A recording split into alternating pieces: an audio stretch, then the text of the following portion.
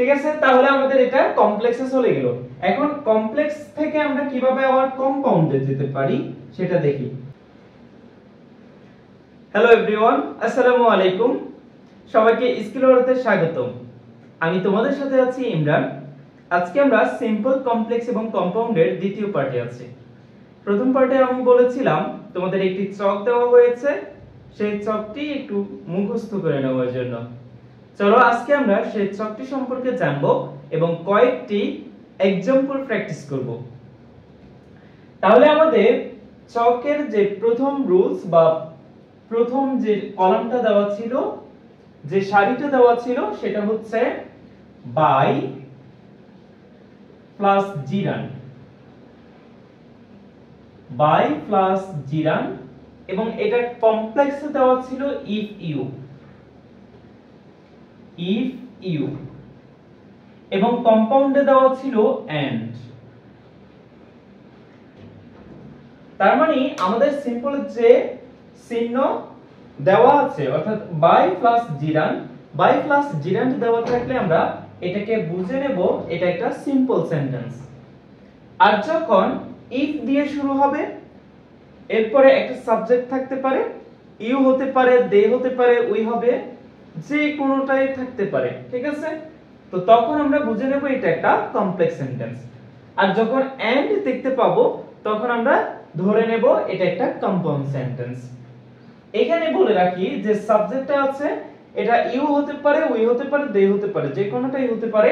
সাবজেক্টে যা থাকবে আমরা কমপ্লেক্স করার সময় সে সাবজেক্টটাই ব্যবহার করব। চলো আমরা একটা উদাহরণ দেখি। যেমন by practicing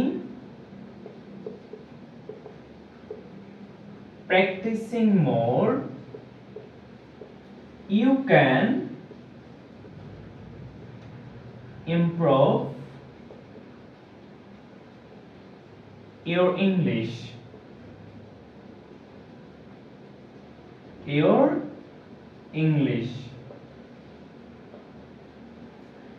By practicing more you can improve your English.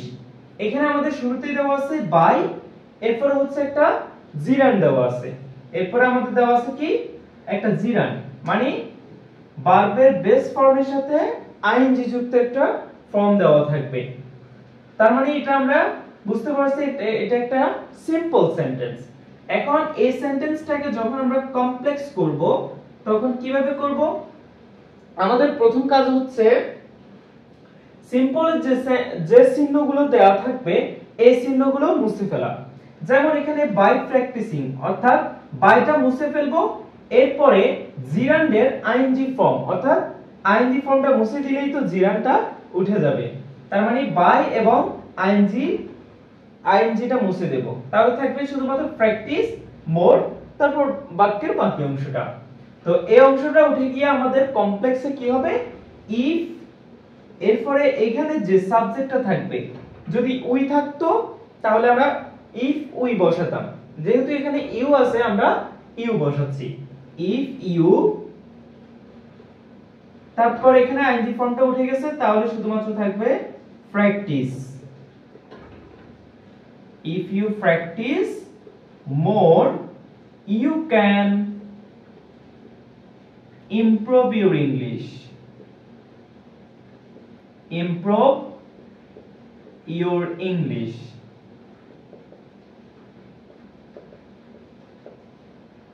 হয়ে গেছে আমাদের কমপ্লেক্স করা। এখন আমরা যদি কম্পাউন্ড করতে চাই তাহলে কিভাবে করব? কম্পাউন্ড করার ক্ষেত্রে আমাদের শুধুমাত্র পরিবর্তনটা কোথায় হবে? এখানে যে চিহ্নটা আছে, অর্থাৎ কমপ্লেক্সের যে চিহ্নটা আছে, এই চিহ্নটা উঠে যাবে। এরপরে কমপ্লেক্সে কি চিহ্ন আছে? ইফ ইউটা উঠে যাবে। তাহলে ইফ ইউ উঠে গেলে শুধুমাত্র থাকবে কি প্র্যাকটিস মোর। এরপরে যে কমাটা দেওয়া থাকবে, এই কমাটা উঠে গিয়ে আমরা একটা এন্ড যুক্ত করব। তাহলে এখানে আমরা লিখি practice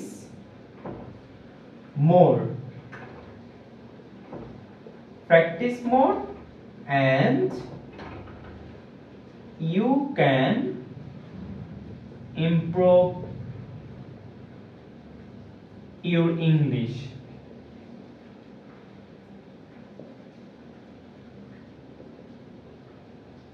You can improve your English. তাহলে আমাদের কম্পাউন্ড করা হয়ে গেছে। এখন কম্পাউন্ড থেকে যদি আবার সিম্পল করতে চাই তাহলে কি করব?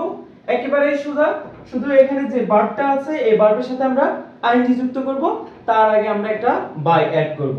তাহলে হবে কি বাই প্র্যাকটিস মোর, এই এন্ডটা উঠে যাবে, এন্ডে উঠে একটা কমা বসে যাবে, তাহলে আমাদের সিম্পল হয়ে যাবে।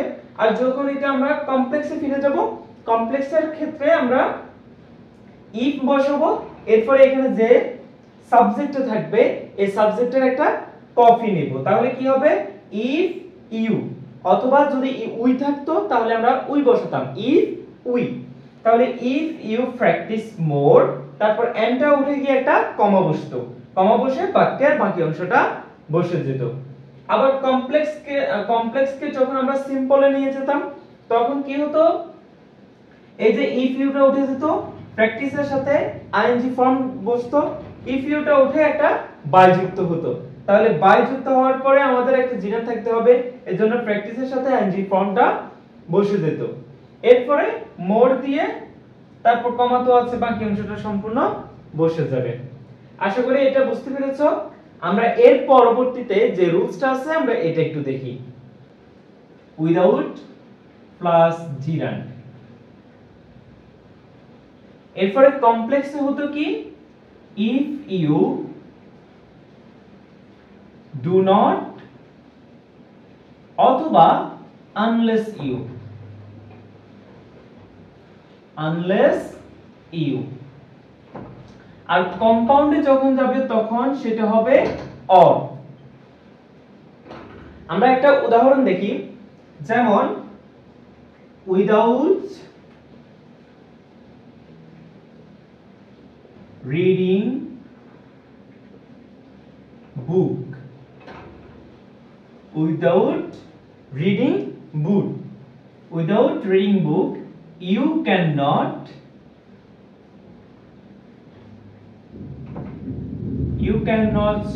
know about world,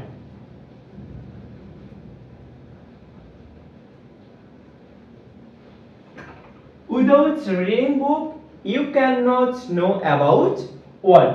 এখানে আমাদের শুরুতেই দেওয়া আছে উইদাউট, এরপরে একটা জিরান দেওয়া আছে, তার মানে আমরা বুঝতে পারতেছি এটা একটা সিম্পল সেন্টেন্স। আর এটাকে এখন আমরা যদি কমপ্লেক্সে নিয়ে যাই তাহলে কিভাবে নিতে পারবো? প্রথমে আমরা কমপ্লেক্সের জন্য প্রথমে যে চিহ্নটা দেওয়া থাকবে এই চিহ্নটা উঠাবো, উইদাউট উঠালাম, এরপরে রিডিং এর আইএনজি ফর্মটা মুছে দিলাম, অর্থাৎ জিরানটা মুছে ফেললাম, জিরানটা মুছে ফেললে শুধুমাত্র থাকবে রিড। এখন ইফ ইউ ডু নট অথবা আনলেস ইউ বসাবো, এখানে ইউর জায়গায় যদি উই থাকতো আমরা উই বসাতাম, অর্থাৎ এখানে যে সাবজেক্টটা থাকবে এই সাবজেক্টটাই বসাতাম। এখন ইফ ইউ ডু নট অথবা আনলেস ইউ অথবা আনলেস উই, যে সাবজেক্টটা থাকবে ওই সাবজেক্টটা বসাতাম। এখন আমরা প্রথমে বসাই if you do not, you বসালাম কারণ এখানে সাবজেক্ট আছে ইউ। এখন ইফ ইউ ডু নট, তারপর রিডিং এর আইএনজি ফর্ম উঠে গেলে শুধুমাত্র থাকবে রিড বুক, তারপর এখানে কমা বসে বাক্যের যে অংশটা যেভাবে আছে সেভাবে আমরা সুন্দর করে বসিয়ে দেব, can not know about world, about world. ঠিক আছে, তাহলে আমাদের এটা কমপ্লেক্সে চলে গেল। এখন কমপ্লেক্স থেকে আমরা কিভাবে আবার কম্পাউন্ডে যেতে পারি সেটা দেখি। কম্পাউন্ডে যাওয়ার ক্ষেত্রে আমাদের কি যে চিহ্নটা আছে এটা মুছে ফেলি, আমাদের চিহ্ন কি ইফ ইউ ডু নট, তাহলে শুধুমাত্র এটা মুছে ফেললে আমাদের শুধুমাত্র থাকবে কি রিড বুক। আমরা এটা লিখে ফেলি রিড বুক, এরপরে কমাটা উঠে গিয়ে আমাদের অর হবে, or you cannot know about world, about world। আমাদের কম্পাউন্ড করা হয়ে গেছে। এখন কম্পাউন্ড থেকে যদি সিম্পলে যেতে চাই কি করব? সহজ, শুধুমাত্র রিড বুকের অর্থাৎ এখানে যে ভার্বটা থাকবে এই ভার্বের সাথে আমরা একটা আইএনজি যুক্ত করব, তার আগে একটা উইদাউট যুক্ত করব। এরপরে অরটা উঠে যাবে, এই অরটা উঠে গিয়ে কি হবে? আমাদের একটা কমা বসে যাবে, শেষ। আর যখন কম্পাউন্ড থেকে কমপ্লেক্সে যাব কি করব? ইফ ইউ ডু নট অথবা আনলেস ইউ বসাবো। যদি আনলেস ইউ বসে তাহলে হবে কি? Unless you read book you can not know about world. আবার কমপ্লেক্স থেকে যখন সিম্পলে যাব তখন কি করব? ইফ ইউ ডু নটটা উঠে যাবে, ইফ ইউ ডু নট উঠে গিয়ে এখানে যে ভার্বটা থাকবে এই ভার্বের সাথে আমরা আইএনজি যোগ করে দেব, এর আগে আমরা উইদাউট যুক্ত করে দেব। এরপরে বাক্যের বাকি অংশটা হুবহু বসে যাবে। আশা করি এটা বুঝতে পেরেছো। এরপরে সারিতে আমাদের যে রুলসটা দেওয়া আছে এটা একটু দেখি আমরা। এরপরে সারিতে আমাদের দেওয়া আছে প্রেজেন্ট পার্টিসিপল। প্রেজেন্ট পার্টিসিপল থাকলে কি হবে আমাদের সিম্পলের ক্ষেত্রে, তারপর কমপ্লেক্সে কম্পাউন্ডে কি হবে এটা আমরা দেখব। প্রেজেন্ট পার্টিসিপল, প্রেজেন্ট পার্টিসিপল এবং জিরান্ড কিন্তু দেখতে একই রকমই। তাহলে কিভাবে বুঝবো এটা জিরান্ড নাকি পার্টিসিপল? যদি এটা বাক্যের মধ্যে বাই অথবা উইদাউট দেওয়া থাকে তাহলে বুঝে নিব এটা একটা জিরান্ড, আর যদি বাই উইদাউট না দেওয়া থাকে তাহলে আমরা বুঝে নিব এটা একটা প্রেজেন্ট পার্টিসিপল। এখন প্রেজেন্ট পার্টিসিপল এটা কমপ্লেক্সে কি হবে? অ্যাজ অথবা সিন্স অথবা বিকজ অথবা হয়। অ্যাজ, সিন্স, বিকজ, হয়।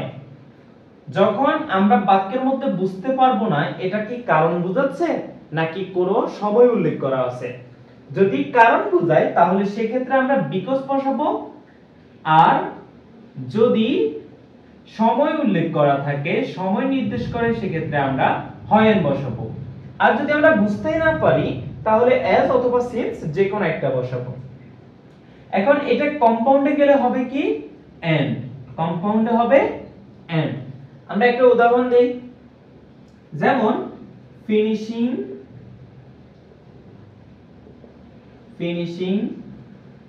his lunch,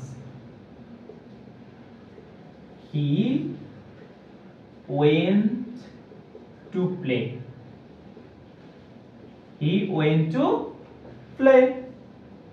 finishing his lunch he went to play। আমাদের এখানে কি দেওয়া আছে? Present participle. কারণ এটা প্রেজেন্ট পার্টিসিপল কেন হয়েছে? আমাদের এখানে বায়ও নাই উইদাউটও নাই। এখন এটাকে আমরা কমপ্লেক্স করার ক্ষেত্রে কি করব?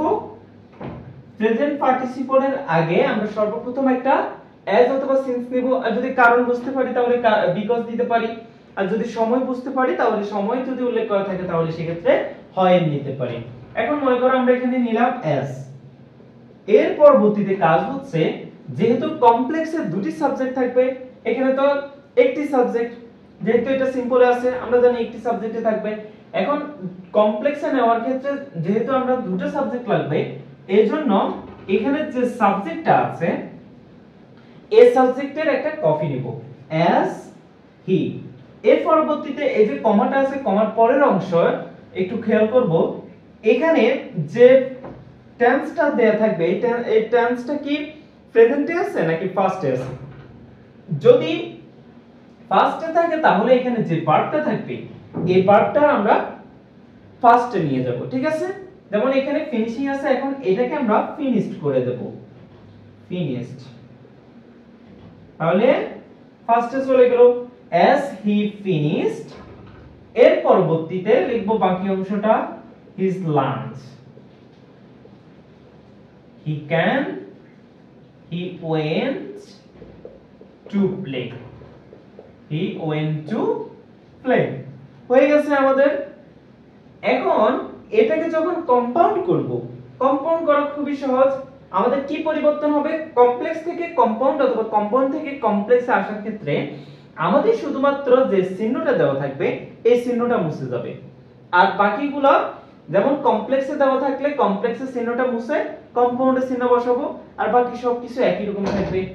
এখন এটাকে যখন আমরা কম্পাউন্ড করব তখন কি হবে? এই যে চিহ্ন এখানে কি আছে? অ্যাজ আছে। এখন s টা উঠে যাবে, s টা উঠে গিয়ে হি finished his lunch, he finished his lunch।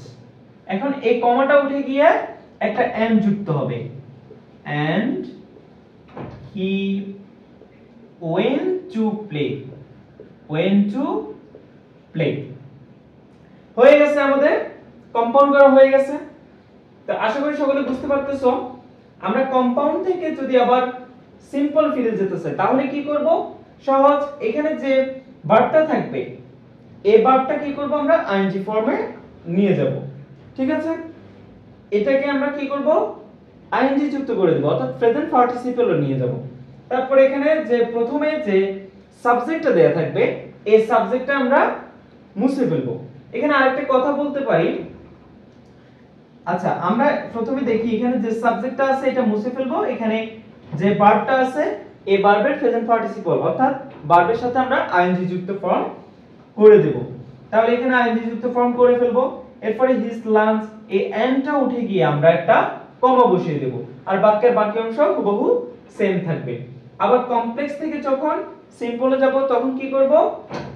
এই যে এস হি আছে এস হিটা উঠে যাবে, এরপরে ফিনিশড এর সাথে আমরা কি করব? আইএনজি যোগ করে দেব, কারণ আমাদের প্রেজেন্ট পার্টিসিপলে নেওয়া লাগবে।